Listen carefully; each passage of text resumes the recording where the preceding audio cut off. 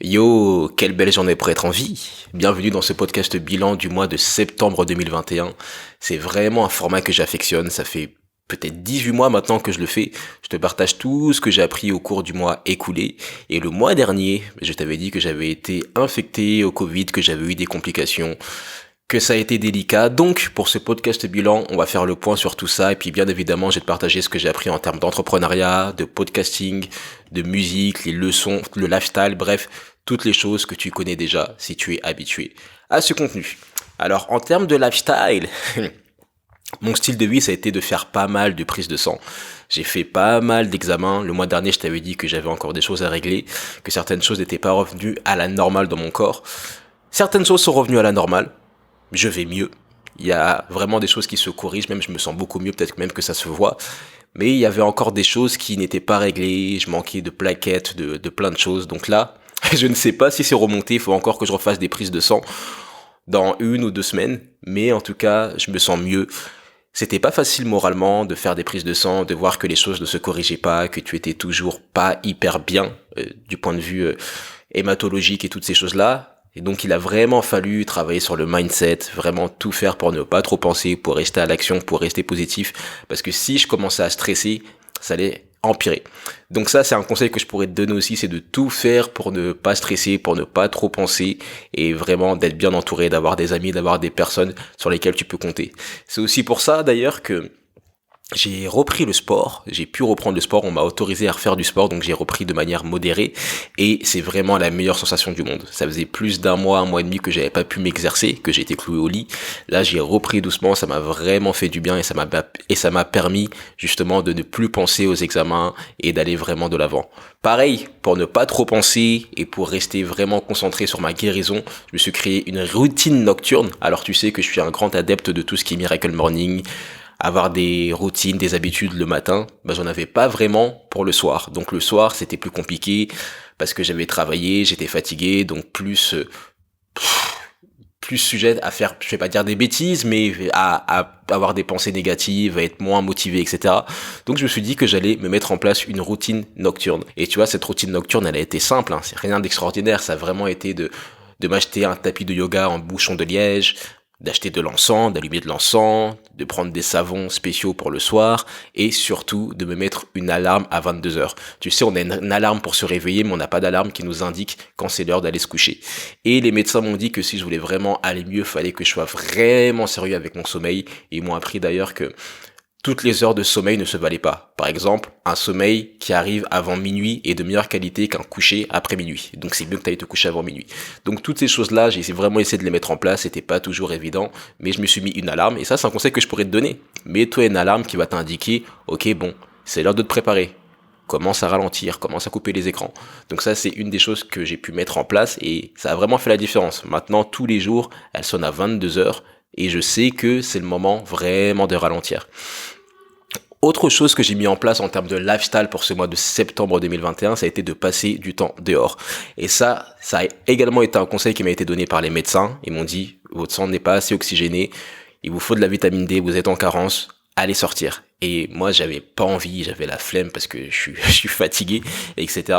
Mais je me suis forcé à sortir, donc d'abord je sortais pour aller courir, après j'ai commencé à sortir pour marcher, pour prendre des verres, pour me poser en terrasse, et je pense que ça a vraiment contribué à ma guérison qui est en cours.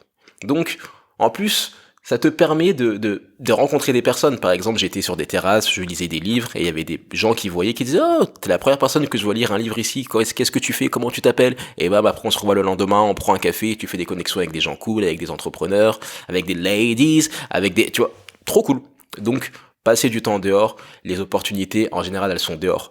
Il se passe rien quand tu restes chez toi. Tu vas pas rencontrer de go ou de gars en restant chez toi. Tu vas pas rencontrer un partenaire de business en restant chez toi.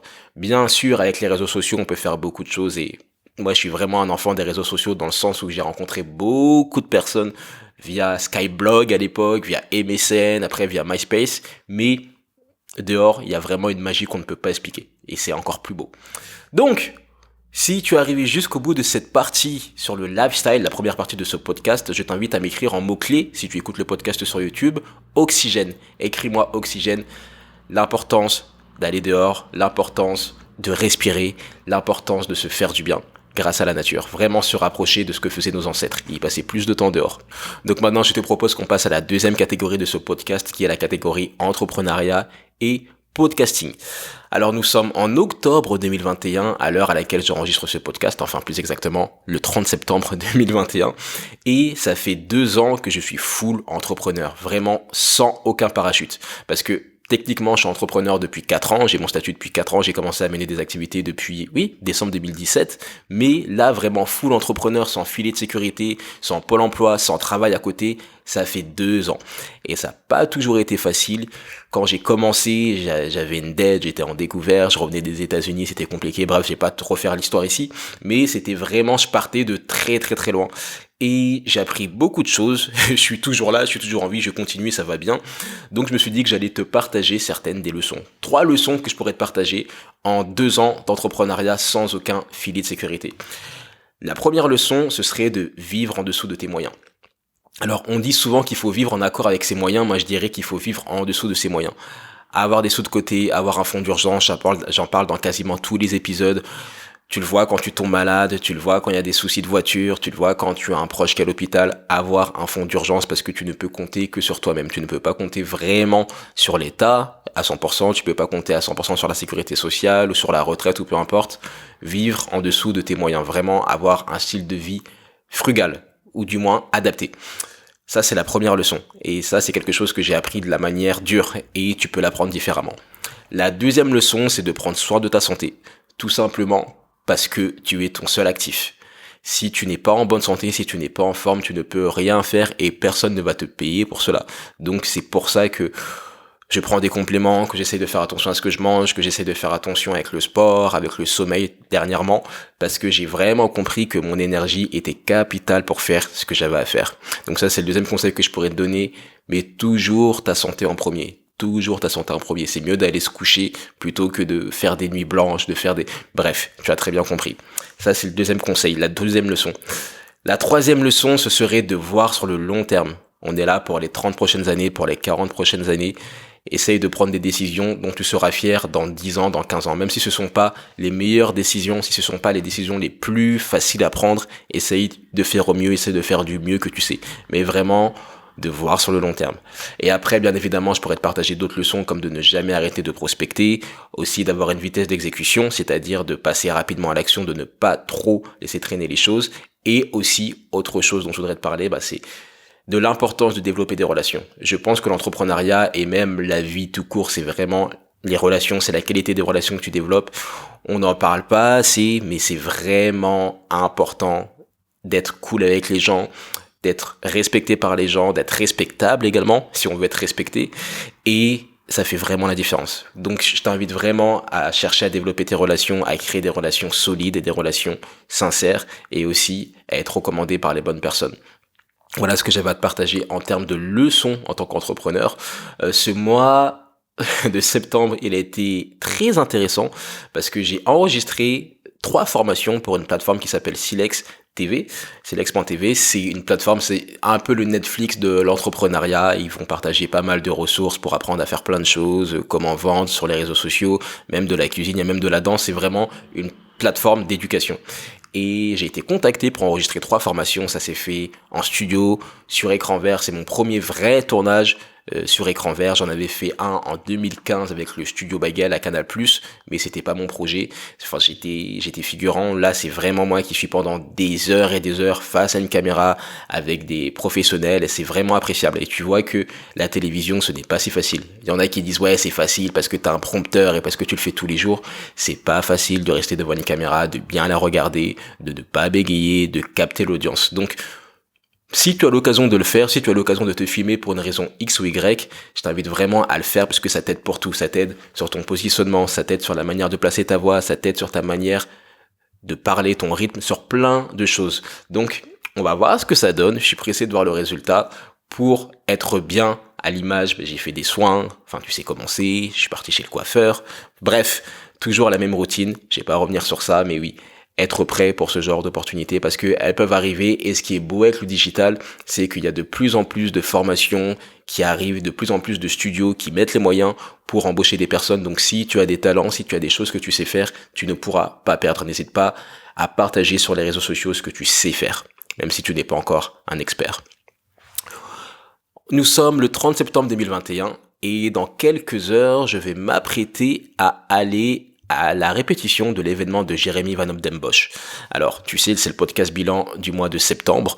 Dans le podcast bilan du mois d'août 2021, je t'avais parlé du fait que j'étais animateur, que j'étais speaker, host, maître de cérémonie pour le séminaire de 3 jours qui a lieu à Bruxelles de Jeremy Van Obdenbosch. Et je suis très excité, c'est la première fois que je fais ça. J'ai répétition à 13h parce que je vais aussi performer, je vais aussi chanter une de mes chansons. D'ailleurs, je ne sais pas encore laquelle. Tu auras la surprise si tu viens à l'événement, tu auras la surprise si tu écoutes le podcast bilan du mois d'octobre. Et je suis impatient. Il va y avoir une belle salle, l'événement est presque sold out. Jérémy, il est trop cool, les invités sont de marque, donc je suis pressé de voir comment ça va se passer. C'est quelque chose de nouveau, donc je te mentirais si je te disais pas que j'avais un tout petit peu d'appréhension, mais je me prépare et dès que j'aurai fini d'enregistrer ce podcast, je continuerai ma préparation. Il y a 2 ans d'ailleurs, en termes d'entrepreneuriat, j'ai été nommé à la cérémonie des Restart Awards, la cérémonie qui a lieu à l'Olympia qui récompense des personnalités qui ont su rebondir après un échec. J'étais en compétition entre guillemets face à des personnes qui m'inspirent, des personnes incroyables, et ça fait déjà 2 ans et tu vois que le temps passe vite. Cet événement, il m'a débloqué des opportunités dans le sens où il m'a crédibilisé. J'ai été dans une grosse salle avec des politiciens, des hommes de la culture, des gros entrepreneurs nationaux et ça m'a donné un peu une autre stature, donc vraiment intéressant. Ne pas hésiter, si tu peux, à te faire nommer dans des cérémonies. Tu sais, pour certaines cérémonies, il faut déposer des dossiers, pour certaines cérémonies, il faut avoir des contacts, mais c'est vraiment une opportunité. Si tu veux prendre de la crédibilité, il y a plusieurs choses que tu peux mettre en place. Tu peux avoir beaucoup d'abonnés sur les réseaux sociaux, tu peux faire un podcast, avoir ton média, tu peux aussi tout simplement monter une entreprise qui a du succès, avoir du succès, mais tu peux aussi faire partie des salles où il y a les meilleures personnes de ce pays. Juste en étant dans la même pièce que quelqu'un qui fait les choses, tu augmentes ton statut. C'est pour ça que les Américains, dans le milieu de la danse et de la musique, ils disent tout le temps par qui ils ont été formés. Par exemple, s'ils ont été formés par Popin Taco ou Shabadoo, tu vois, qui sont des danseurs incroyables et les pionniers du hip-hop, et ben directement ça leur ajoute de la valeur. Pareil pour le piano, chez qui tu t'es formé. Pareil pour l'harmonie, chez qui tu t'es formé. Ça a vraiment de l'importance. Donc si tu veux prendre de la crédibilité, si tu veux mieux communiquer et augmenter ta valeur perçue, n'hésite pas à dire qui sont tes coachs, qui sont tes mentors, contre qui tu as été en compétition. Vraiment, plus tu as des gens autour de toi, plus tu as des gens qui gravitent autour de toi, et plus tu augmentes la valeur que tu as aux yeux des autres, et également la tienne. Autre chose que je pourrais te partager, ce serait plutôt en termes de podcasting. J'en ai pas sorti beaucoup ce mois-ci, j'en ai peut-être sorti 3 ou 4, mais j'en ai enregistré 2 qui vont pas tarder à arriver. Déjà, il y a le podcast avec Amélie Ebongué, qui a écrit un livre qui s'appelle Génération TikTok, qui va sortir en octobre justement, et elle partage tout ce qu'elle a appris sur TikTok et elle explique vraiment l'impact de TikTok et les enjeux de TikTok. Donc je t'invite vraiment à acheter ce livre si tu es intéressé par la plateforme et si tu es intéressé par le marketing et que tu veux te faire connaître. On a enregistré un podcast dans lequel elle parle vraiment de TikTok, c'est un très bon podcast et je vais le sortir prochainement, donc je t'invite à rester connecté. J'ai aussi enregistré un podcast avec Stress Positif, Équilibre Stress Positif, c'est le nom du compte Instagram. Ce sont 2 personnes qui sont vraiment cool, qui m'ont contacté par mail et qui m'ont proposé de faire un podcast et on parle justement de comment avoir un stress positif, comment d'avoir un bon stress, comment ne pas stresser, ce que tu peux mettre en place pour ne plus stresser, pour contrôler ton stress. Et c'est vraiment intéressant, je sais que c'est un podcast qui va apporter beaucoup de valeur, encore plus en ces temps de rentrée où nous sommes tous dans le rush. Et bien sûr, autre épisode qui va arriver, ça fait des mois que je le tease mais il va pas tarder à arriver, c'est le podcast avec Christophe Bouchu, champion du monde de course automobile, champion de Formule 3, il a gagné les 24 heures du Mans, bref, beaucoup de choses, beaucoup de leçons qu'il va partager avec toi dans l'épisode qui arrivera prochainement. En termes de podcasting aussi, j'ai fait pas mal d'erreurs, mais je pense aussi que j'ai des soucis d'attention ces derniers temps. Je sais pas si c'est des effets secondaires du Covid ou des séquelles, mais j'ai beaucoup plus de mal à me concentrer. Je devais enregistrer justement ce podcast avec Amélie Ebongué et j'ai oublié d'apporter ma caméra. Ma caméra, elle était prête, elle était juste à côté de ma valise avec tout mon matériel, mais j'ai oublié. Donc j'arrive au studio, je me rends compte que j'ai mes micros, que j'ai mon trépied, mais je n'ai pas la caméra. Et du coup, ça m'a tendu. Du coup, j'ai moins été rigoureux sur tout ce qui est positionnement des micros. Enfin, j'ai fait plusieurs erreurs qui ne seraient pas arrivées si j'avais fait une to-do list comme j'ai l'habitude de le faire. Donc, à chaque fois que tu as un projet, encore plus si c'est de l'audiovisuel ou que c'est de l'organisation d'événements, toujours avoir une to-do list et toujours la revoir, la revoir, la revoir. Et aussi préparer ses affaires à l'avance. Venir à l'avance, toutes ces choses-là, ce sont des choses qui vont t'éviter de stresser au moment où tu devras performer. Tu sais déjà. Autre chose que je pourrais te partager, c'est que les gens me reconnaissent. Et ça me surprend toujours. On m'a dit que je devrais pas être surpris parce que je fais beaucoup de choses, mais ça me surprend toujours. Il y a un week-end, donc il y a une semaine, j'étais à un grand salon business. Et il y a pas mal de personnes qui m'ont dit « Ah, mais t'es une Toi, est-ce que je peux prendre une photo avec toi ?» Ou même, il y avait des personnes à qui je parlais, juste « Salut, enchanté ». Je disais même pas mon prénom et elles me disaient ta voix me dit quelque chose. T'es pas Ntoui du podcast La Percée? Et moi j'étais waouh. Ou même des personnes qui me disaient ah mais je suis ton contenu sur LinkedIn. Ah mais t'es professeur, t'es mon professeur en école de digital ou en école de commerce. Enfin bref, il y a vraiment des gens que je n'ai jamais vus en vrai, même à qui je n'ai jamais parlé, qui me reconnaissent dans les vrais, dans la vraie vie quoi, dans les événements. Donc ça c'est aussi un conseil que je pourrais te donner.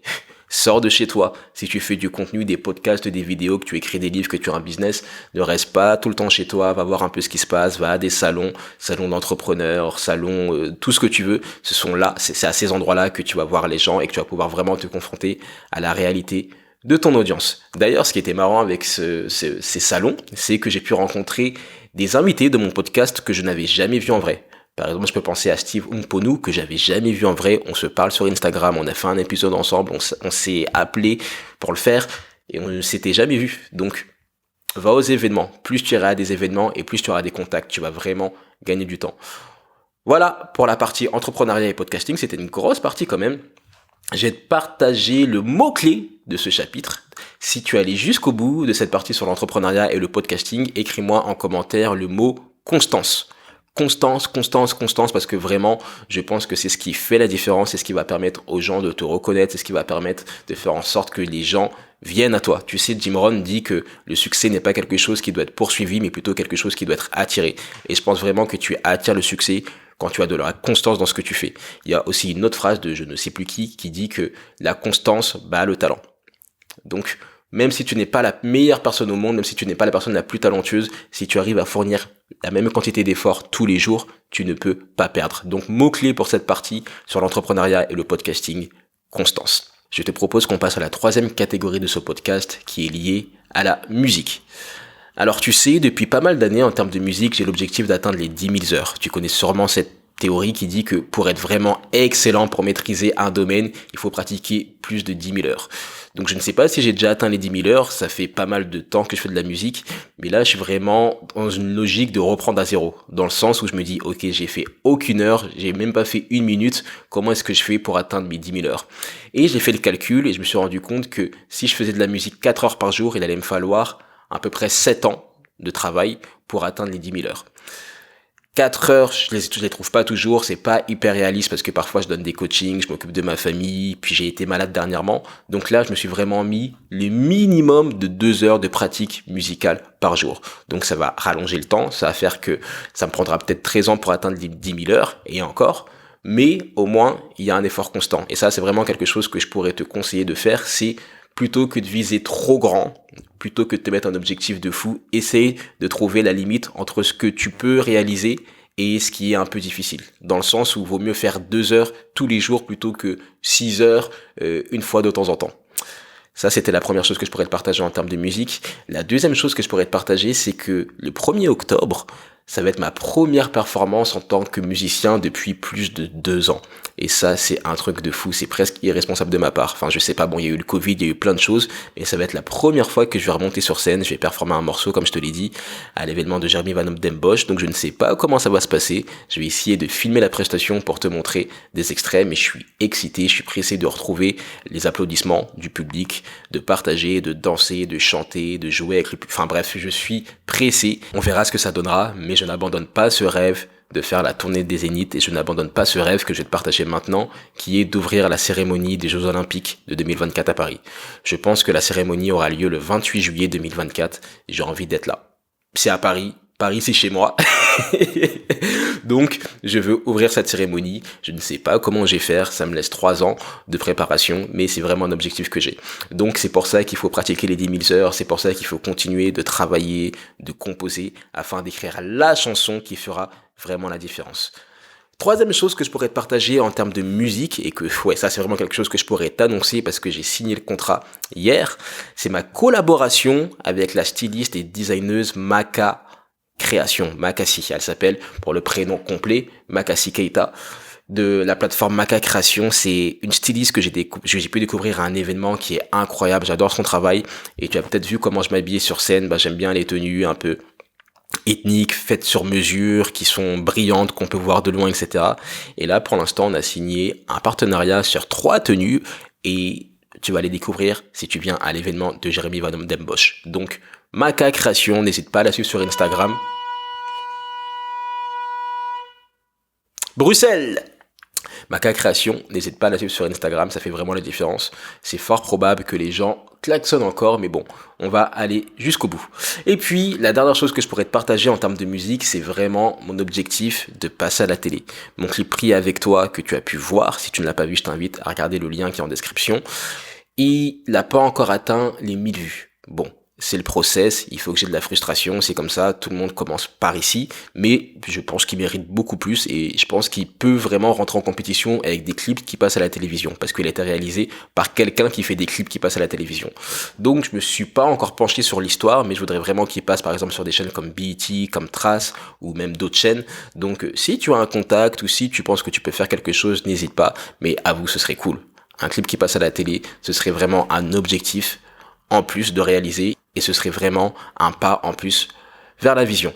Donc, mot-clé pour cette partie sur la musique, BET, B-E-T. Écris-moi BET en commentaire, comme ça je saurai que t'es allé jusqu'au bout, et peut-être que ça se réalisera. On va faire ce qu'il faut du moins. Voilà pour cette catégorie sur la musique, mot-clé BET. 4e partie, les leçons. J'ai appris beaucoup de choses en ce mois de septembre 2021, tu sais. Quand tu es alité, quand tu penses à ta santé, quand tu te bats pour ta vie, tu as vraiment le temps de réfléchir, tu as vraiment le temps de remettre certaines choses en perspective. La première leçon que je pourrais te partager, c'est a gallon a day keeps the doctor away. Donc un gallon d'eau, plus ou moins, par jour, va te permettre de garder le docteur loin de toi. Peut-être que j'avais partagé cette leçon le mois précédent, je ne sais plus, mais elle m'a vraiment marqué, donc je la partage. Je prends le risque de la repartager. Bois de l'eau.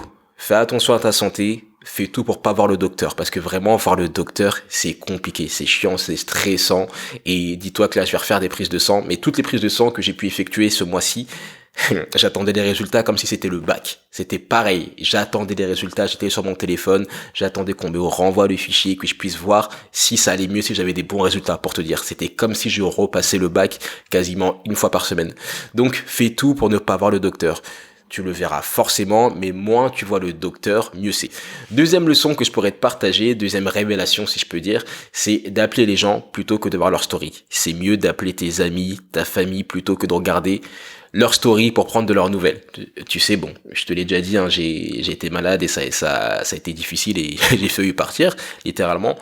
Et j'ai partagé des stories dans lesquelles je partageais un peu ce qui s'est passé, même si j'ai hésité parce que je trouvais que ça relevait de la vie privée. Mais il y a des personnes qui ont vu les stories puis qui m'ont dit ah ouais, j'ai vu tes stories, je pensais à t'appeler, mais puisque j'ai vu ta story que ça allait mieux, je me suis dit que j'allais pas t'appeler. Et puis on se l'est tous, hein, même moi ça m'arrive de le faire, mais je me suis vraiment rendu compte que ouais il faut pas se fier aux stories.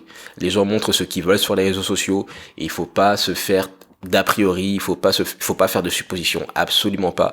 Appelle les gens, c'est la meilleure manière d'avoir de leurs nouvelles. Si tu tiens à cette personne, c'est mieux que tu l'appelles plutôt que de regarder sa story pour voir si ça va mieux. Et après, bien évidemment, il faut normaliser le fait qu'on soit pas obligé de parler une demi-heure à chaque fois au téléphone. Tu peux juste parler à la personne 5 minutes. Moi, j'ai des potes, on s'appelle juste, on fait, ok, bonjour, comment tu vas aujourd'hui? Ça va? Ok, salut, bonne journée, mec.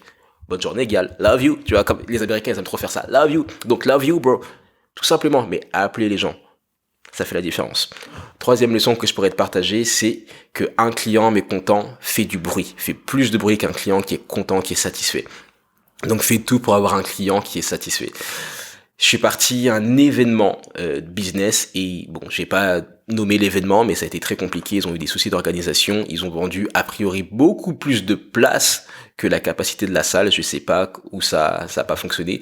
Mais bref, il y a eu beaucoup de personnes qui sont restées dehors, qui ont fait la queue pendant des heures. Ça commence à partir en manifestation. Les gens forcés pour rentrer, c'était très compliqué.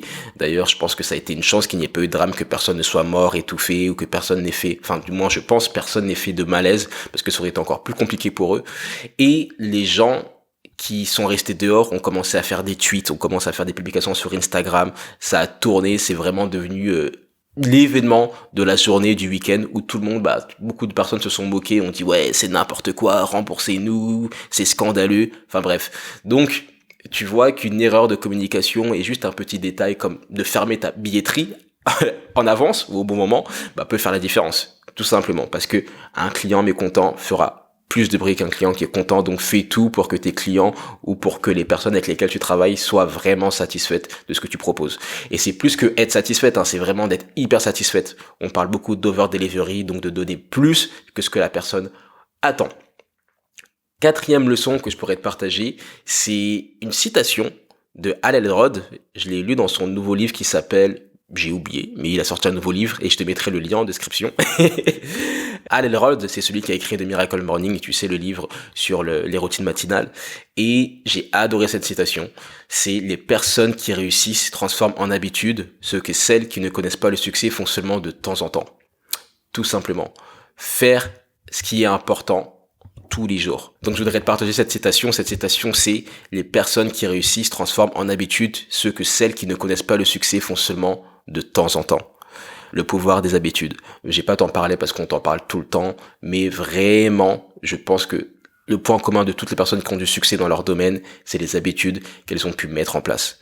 Donc, quelles sont tes habitudes? Comment est-ce que tu peux les améliorer? Et surtout, comment est-ce que tu peux faire pour garder ces bonnes habitudes? Qu'il pleuve, qu'il vente, qu'il neige, que tu aies envie, que tu n'aies pas envie, qu'il fasse chaud, qu'il fasse froid.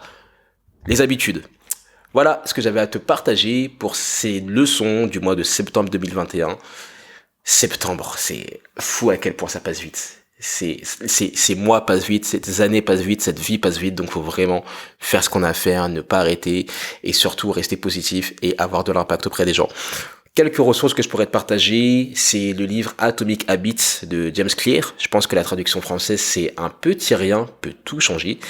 Et c'est un excellent livre que j'ai commencé à écouter en audio. Il est assez différent des autres livres de développement personnel. Si tu cherches une lecture qui peut vraiment t'inspirer et qui va te donner également un plan d'action, je ne peux que te conseiller de lire ce livre ou de l'écouter sur Audible.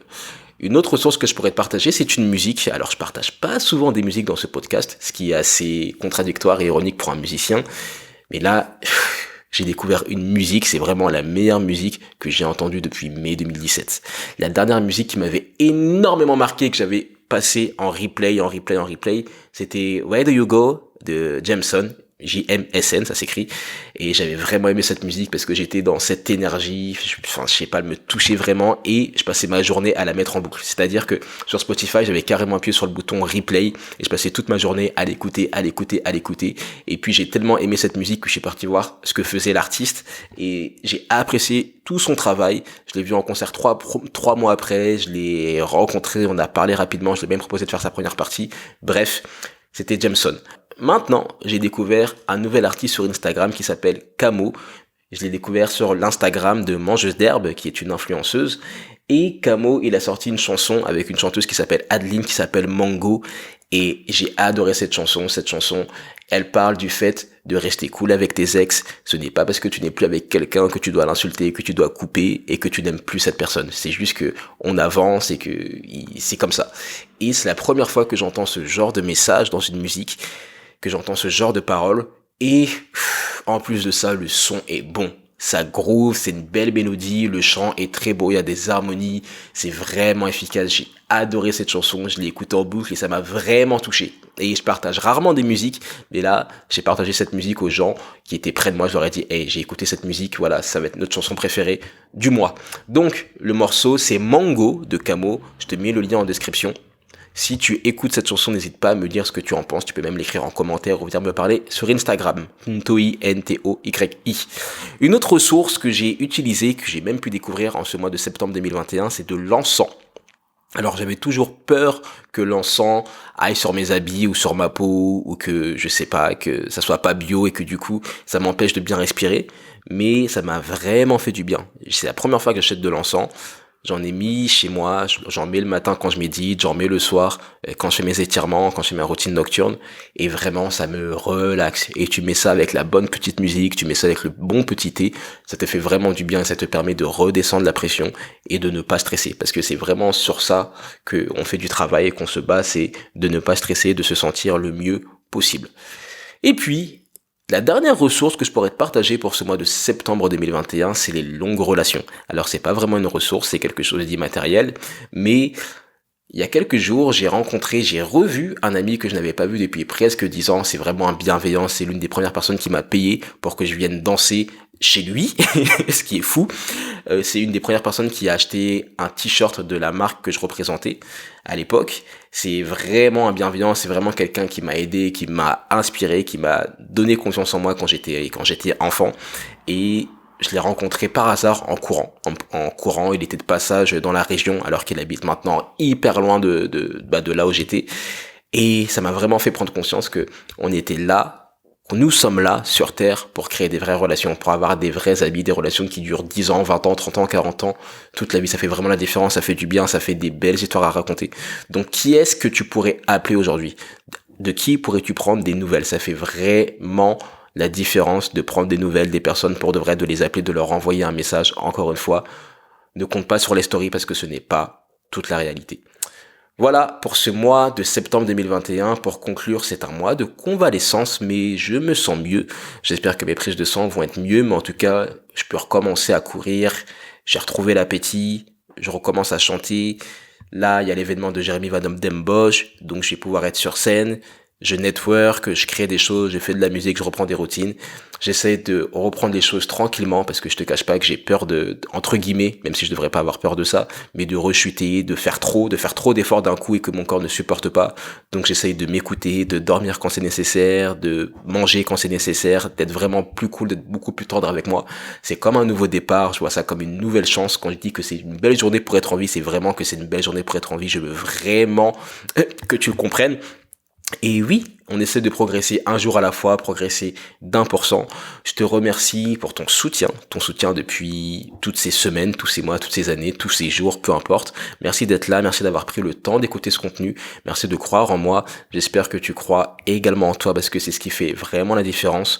Écris-moi en commentaire sur YouTube fini si tu es allé jusqu'au bout de ce podcast. On se retrouve pour le podcast bilan du mois d'octobre. Et si tu n'es pas abonné au mail de la vision, qu'est-ce que tu fais? Les mails que j'envoie tous les matins dans lesquels je partage tout ce que j'apprends, c'est un peu le podcast bilan mais en version raccourcie, jour après jour. Un petit extrait tous les jours, n'hésite pas à t'abonner.